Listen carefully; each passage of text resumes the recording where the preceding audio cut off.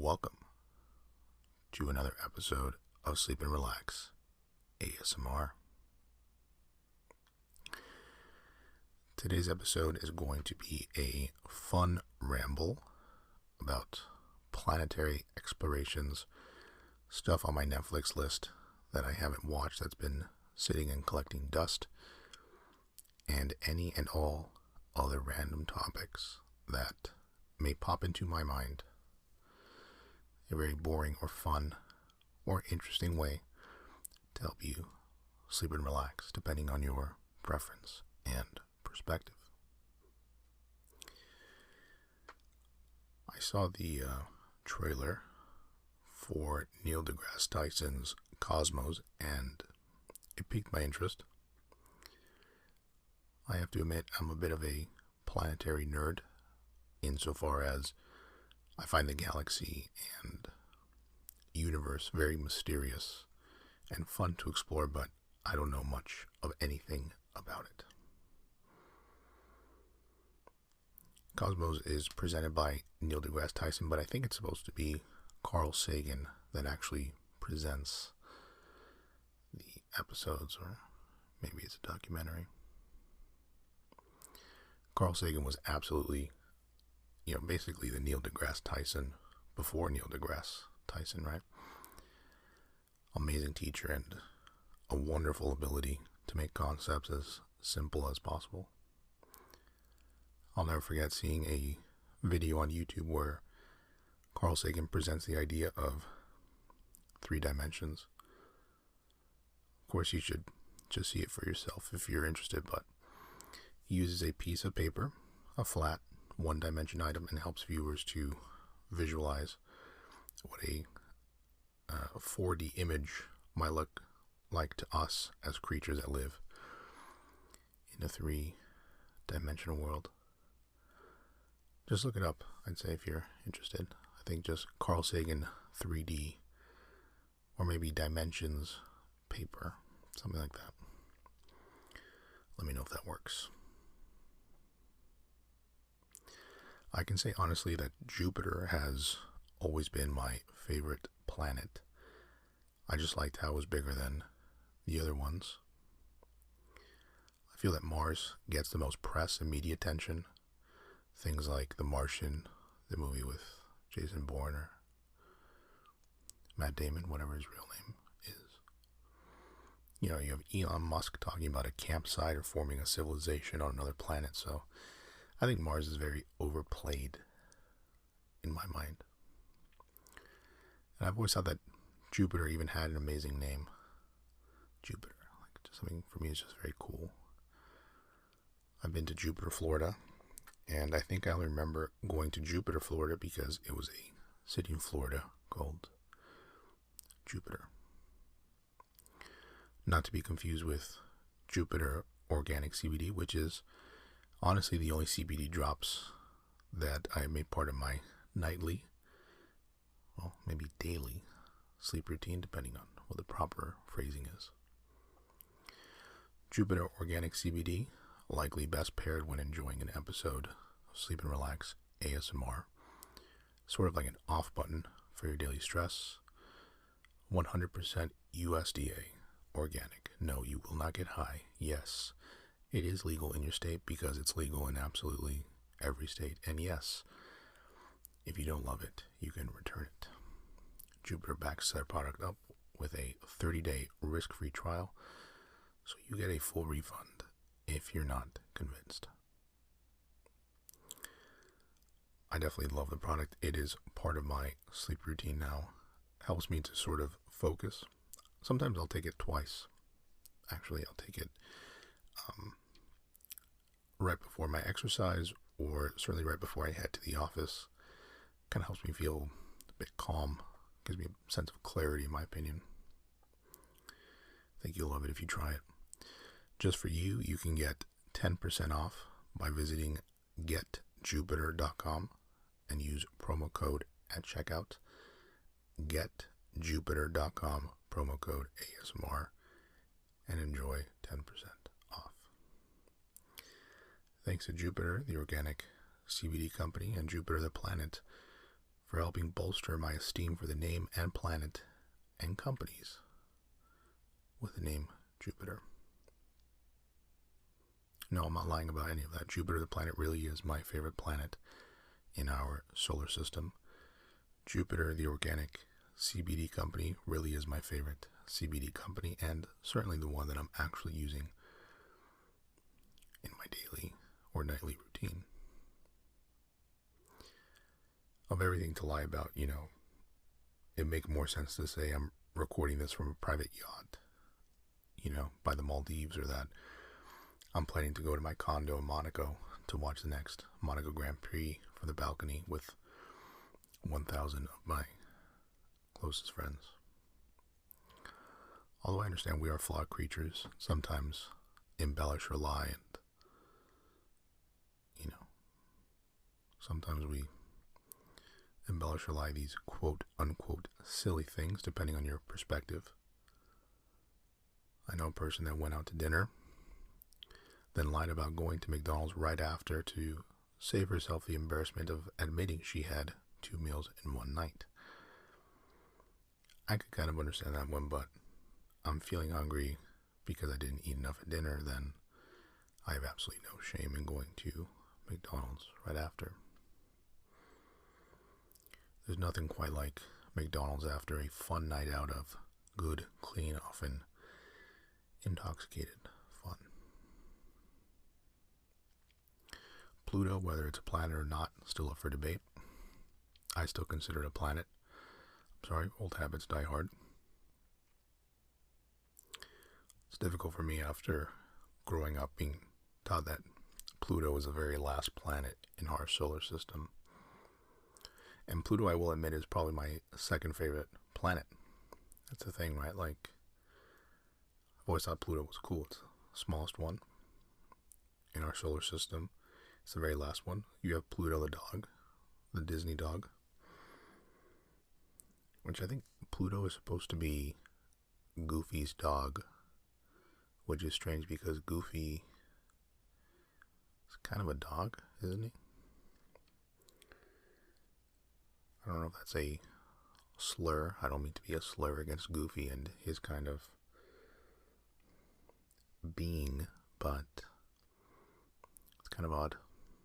It's like Mickey Mouse having a mouse as a pet. So Pluto is my second favorite planet. Again, maybe it's no longer a planet. Maybe it is.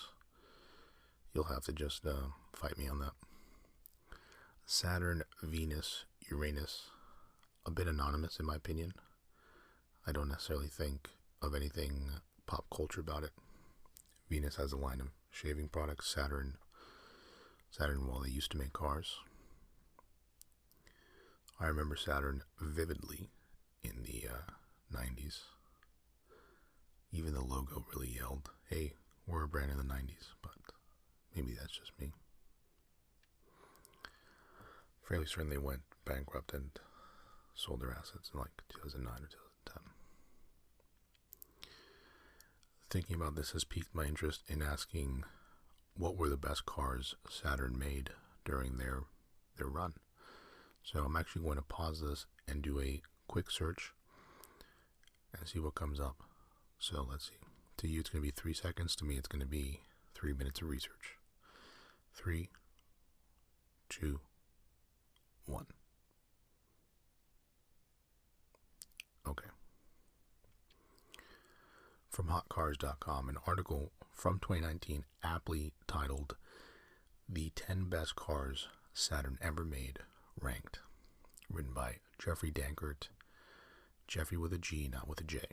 Depends on how trustworthy Jeffreys with G's really are.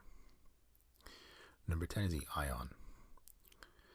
It took Saturn 13 years to bring out a replacement for its S-Series coupes and sedans. Coupes for my UK listeners. Based on the reaction to the Ion, however, perhaps GM shouldn't have bothered. The 2003 Ion had the same plastic body panels over steel subframe construction of its predecessor on a platform that would eventually be shared with the Chevy Cobalt and HHR. It also had an odd interior layout with a centrally mounted gauge pod and tiny steering wheel. Very un-Saturn fit and finish sloppiness. And a strange personalization scheme that included changing out the plastic door frames. Not even a supercharged red line coupe could mask the car's inherent issues. Car and Drive It called it, quote, probably the most disappointing new American car in a decade, end quote. It lasted just 4 years. Number 9, the L Series. One of Saturn's failings was that it took almost a whole decade for the division to bring out a second model line. It didn't help that the L Series sedan and wagon were so uninteresting. Based on the same platform that underpinned the contemporary Saab 900 and 9000, the L Series was aimed at the heart of the mid-size sedan class.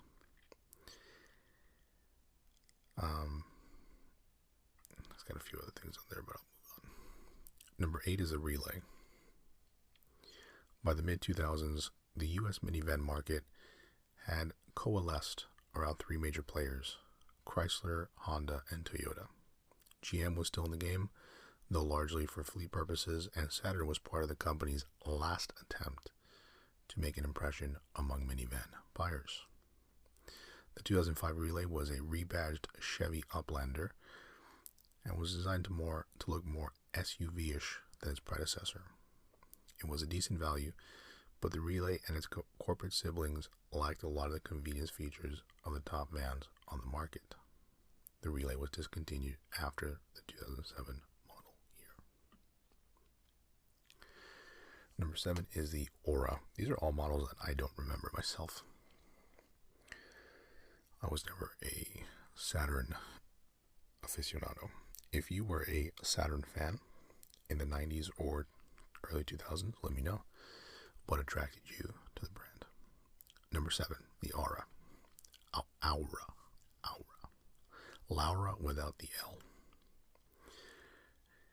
After the L Series elicited the sound of one hand clapping across America, Saturn tried again in the midsize class with the Aura, A-U-R-A, derived from the same platform as the Pontiac G6, the Chevy Malibu, and the Opel Insignia. Stylistically, it more resembled the German side of the family and aspired to environmental relevance with a, quote, mild, end quote, hybrid option that was neither as efficient as a full-on hybrid nor as expensive. Number 6, the Astra.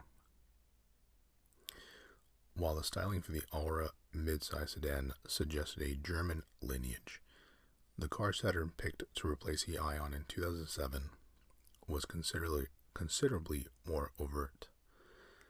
The division plucked the Astra sedan and hatch right off Opel's assembly line in Belgium, gave them new badges, and rolled them out. This instantly gave Saturn a competitive entry in a class of vehicles that included the Honda Civic, Ford Focus, VW's Golf, and Toyota Corolla. The Astra gave up a bit in power to its competitors, but was praised for its handling, upscale interior, and strong equipment levels. Unfortunately, growing uncertainty about the future of GM and its divisions doomed the chic little Astra virtually from the start. It was dropped 2 short years later. Number 5 is the View. I remember the View. Saturn's first SUV rolled out more than a decade after the division's debut, but it was largely worth the wait. The first vehicle to the platform eventually adopted by the Chevy Equinox, tomato. The View bore a strong resemblance to the S-Series sedan and was notable in that it was the first GM product to be powered by a Honda engine, the 3.5-liter V6 from the Odyssey minivan. Number 4, S-Series sedan. Here's the one that started it all. The first generation sedan, sharing virtually no parts with any other GM car and designed completely in-house, yet somehow still looking like the contemporary Olds Cutlass Supreme sedan. Compared to the GM compacts, next page, with which it would be competing. The S-Series sedan offered a smoother and more modern drivetrain, dent-resistant plastic panels, and a superior sales experience. No wonder the divisions were so upset. Sales for the first few years of production were very good, before the age of basic platform began to catch up with it. Number 3 is the S-Series Coupe, or Coupe. The S-Series Coupe shared the sedan's drivetrain and interior features, wrapped in a sleek, wind-cheating shape with a funky hidden headlight, at least for the first generation. However, the SC's real standout feature had to wait for the second generation when it moved to the longer sedan wheelbase. In a forehead-smacking, why didn't I think of that innovation, the 1999 Saturn Coupe added a third, quote, suicide door style door behind the driver's door, which, like extended cab pickups of the day, could not be opened unless the driver's door was opened. This immediately made the coupe more practical without sacrificing its swoopy style. Since then, cars such as the Mazda RX-8 and the current Hyundai Veloster have employed this unique door setup, but Saturn did it first.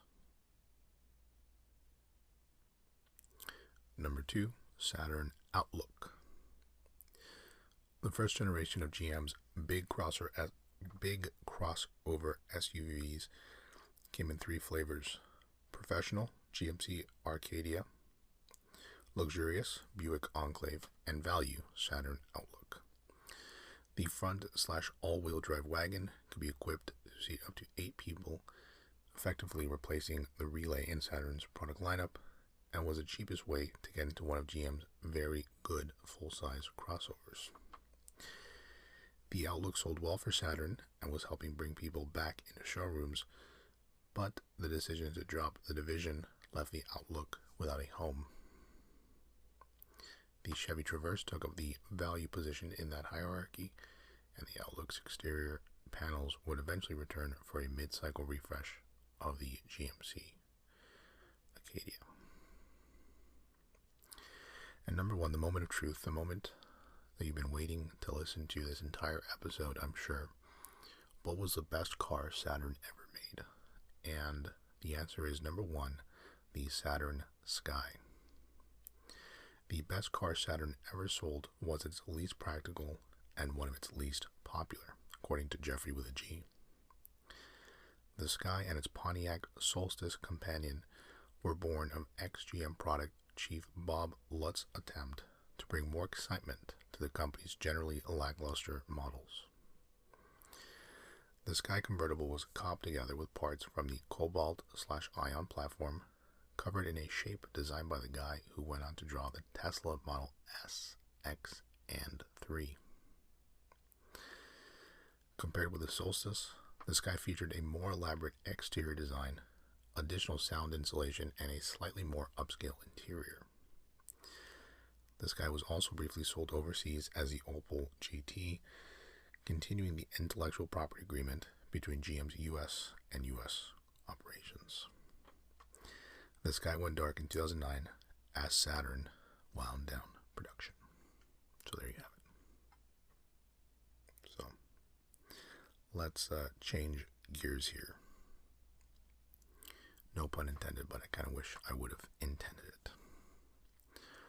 Okay, let's touch briefly on Netflix, because this was something I alluded to in the introduction of the episode, but I haven't gotten to yet, because I have a truly impressive ability to ramble and stray from topics being discussed. Now, me being me, let's admit it, most of us are guilty of what I'm about to say. I added Cosmos to my list. Super excited to watch it. Even though I think it's not on Netflix. I think it's on, maybe it's Hulu. Prime Video. I don't remember where it's on, but super excited to watch it. Thinking about it, when's the best time to watch it? Maybe it should be when I'm enjoying dinner, or perhaps on a day off, just start my day and binge it. So many possibilities, right? And yet, that one day never really comes, because here I am several weeks later talking to you about how I haven't watched it yet. And it just made me think about how I bet all of us do that. You know, look through your Netflix account and see what you have on your list. There's stuff on there that I bet has been sitting there for years.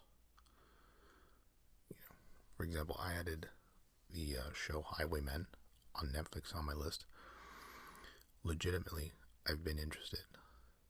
I did not add it for the sake of adding it, but rather I was curious, right, to see what the show was about, and I've just never made time in my busy schedule wasting time with other shows and forms of entertainment.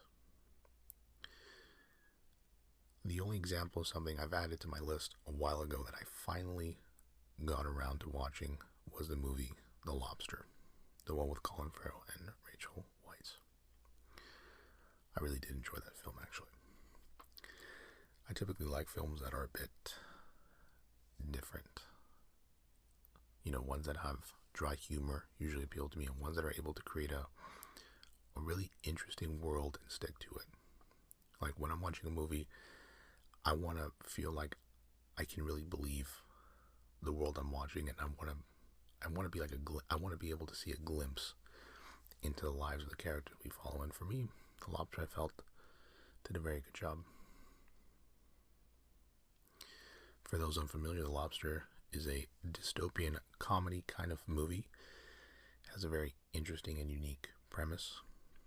Single people are given about 45 days to find a romantic partner, or otherwise get turned into animals. So you follow Colin Farrell, who, as you probably guessed by the title of the film, he chooses to become a lobster if he cannot find a romantic partner in that time.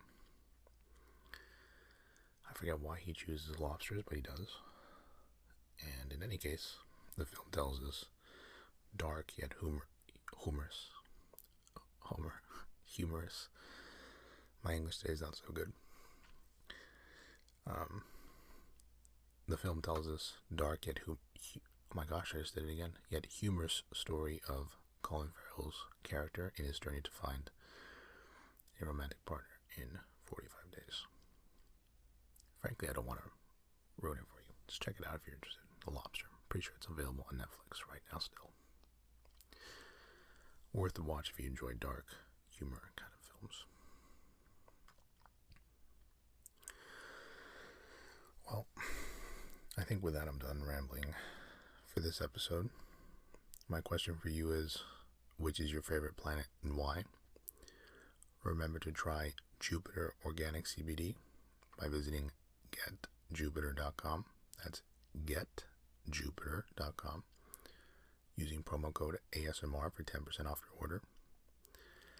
Any questions, comments, suggestions, anything at all, email me at hello@sleepandrelaxasmr.com. That's all for this episode. Thanks as always for listening, and